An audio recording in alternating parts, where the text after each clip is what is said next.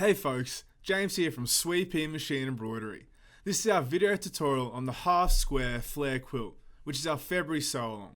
Before I talk about this exciting new design, I would like to congratulate everyone on their bookshelf quilts from the January sew along. Each quilt had its own story and looked truly spectacular. I don't think I've seen so many beautiful quilts before, so well done everyone. Back to this month's sew along.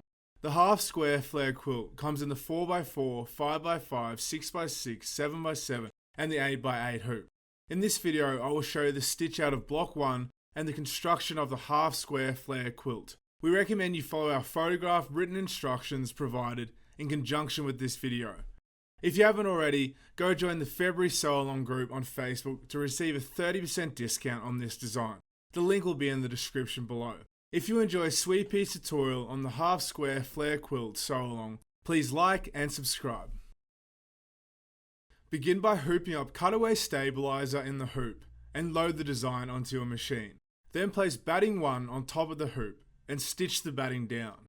Remove the hoop from your machine and trim the batting about 1 to 2 mm from the stitching.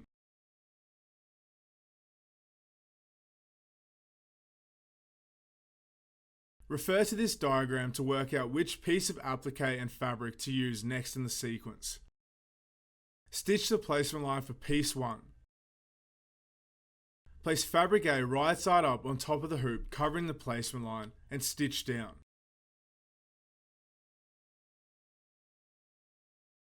Remove the hoop from your machine and trim the fabric about 1 to 2 mm from the stitching. Using the top stitching line on piece 1 as a placement line, place fabric B on top of the hoop wrong side up with a 1/4 inch crossing the placement line and the excess pointing towards the bottom of the hoop. Stitch down. This will be piece 2. Fold over and stitch down.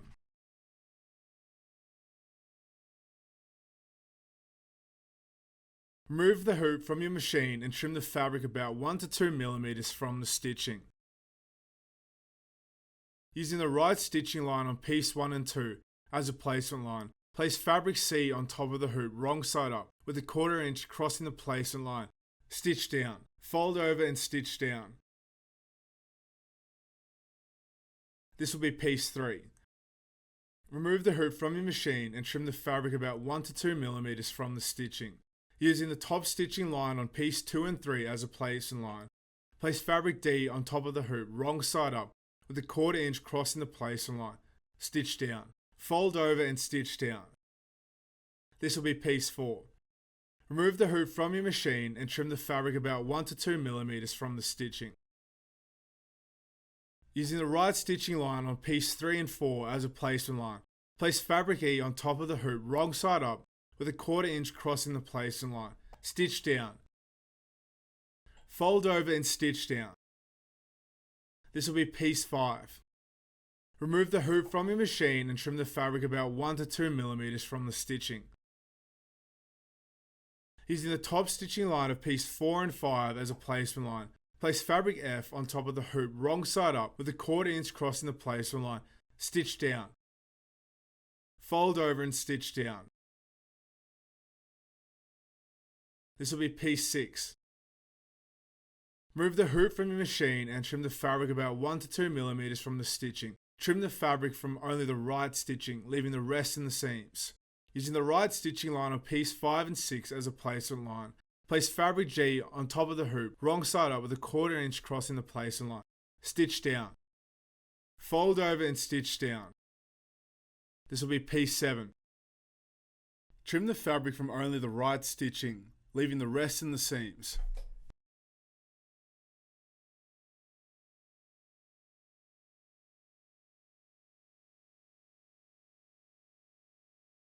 Using the diagonal stitching along the middle of the block as a placement line, place fabric H on top of the hoop wrong side up with 1/4 inch crossing the placement line and the excess pointing towards the top right of the hoop and stitch down.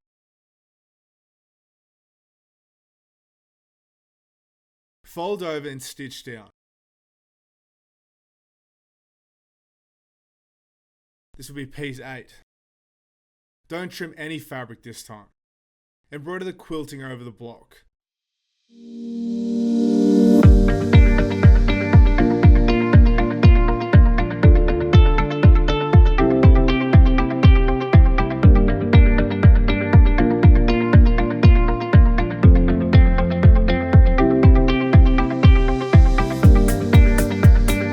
Awesome job! You have now completed the stitch out of your first block. Now remove your work from the hoop and trim the seams about 1/2 inch using a rotary cutter and ruler.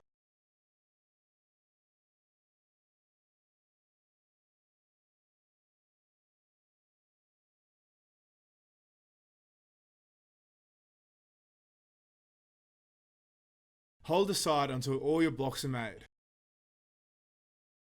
Once you have completed the stitch out of all the blocks, lay them out on a flat surface and decide on your layout. Here are a couple examples of other layouts you can do for your quilt. It's totally optional.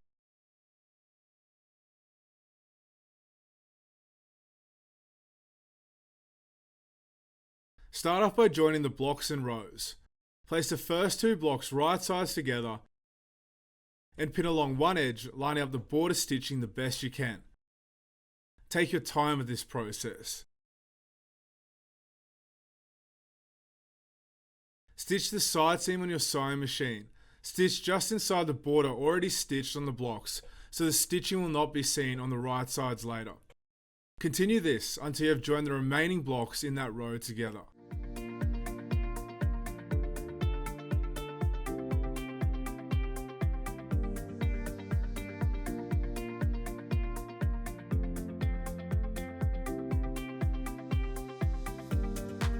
Open out the stitch seams and iron flat.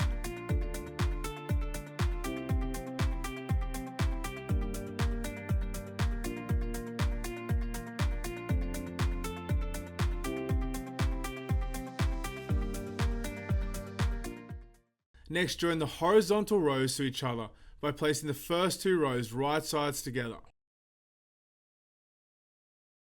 And pin along one edge, lining up the border stitching the best you can. Take your time with this process.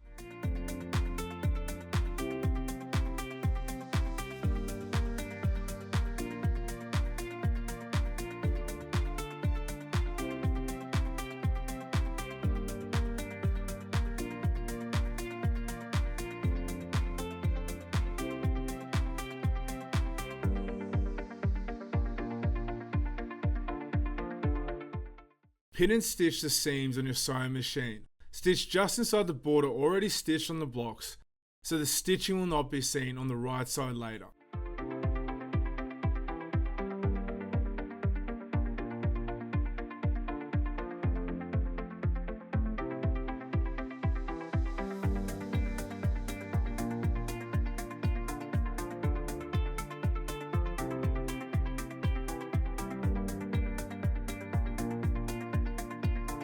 Open out the stitch seams and iron flat.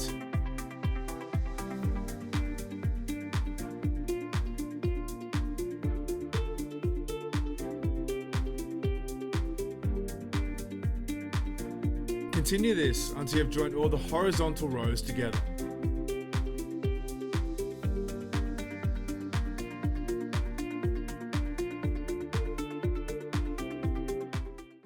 Looking great, everyone. Let's now attach the backing.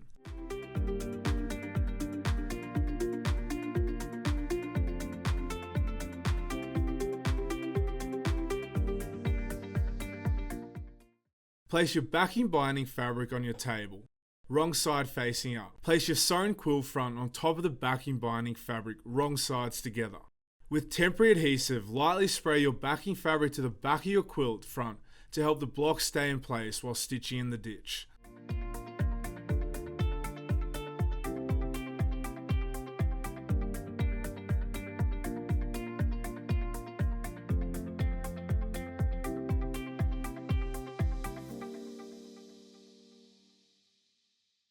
To join the backing to the quilt, stitch in the ditch, along the straight seams where each block is joined. Make sure your bobbin thread is the same colour as your backing fabric.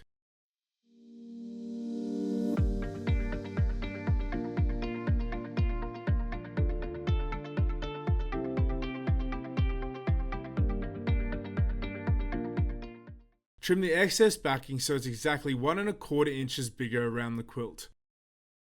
We use a cutting ruler and pencil and pen to mark out exactly 1 1/4 inches.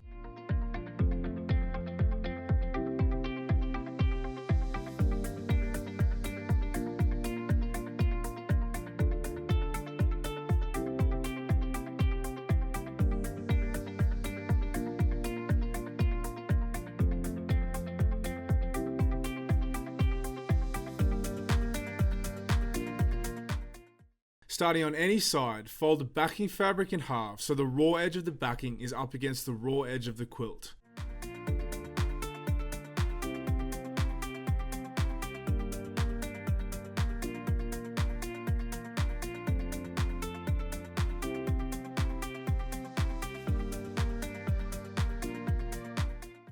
Then fold it in half again, this time making sure you fold it just over your seam, stitching and pin.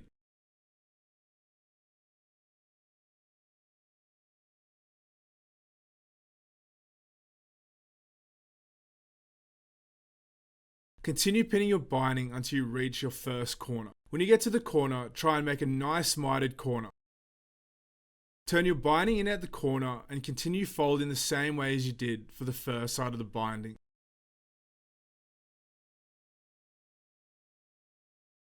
You can iron your folds as you go if this helps with your mitered corners.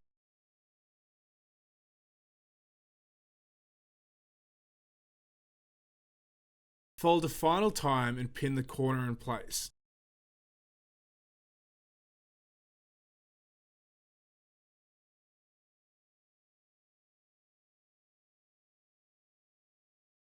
Continue folding, ironing and pinning your way around the quilt.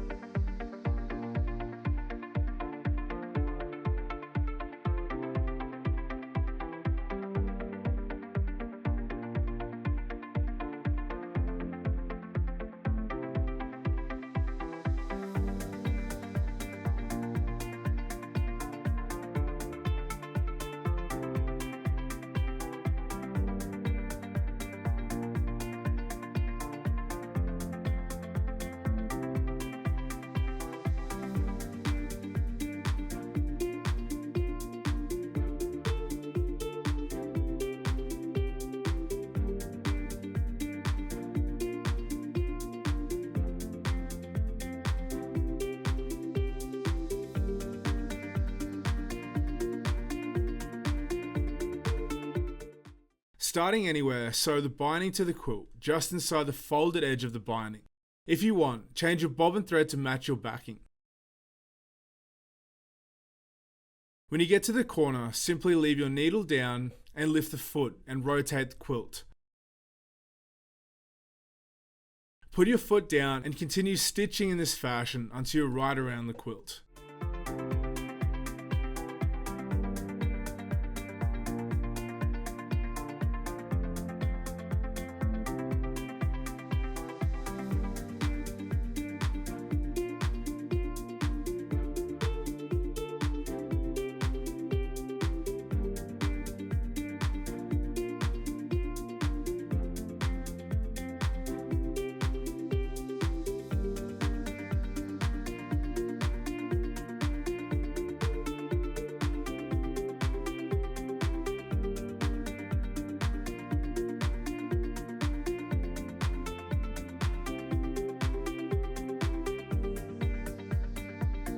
Your quilt is now complete. Enjoy.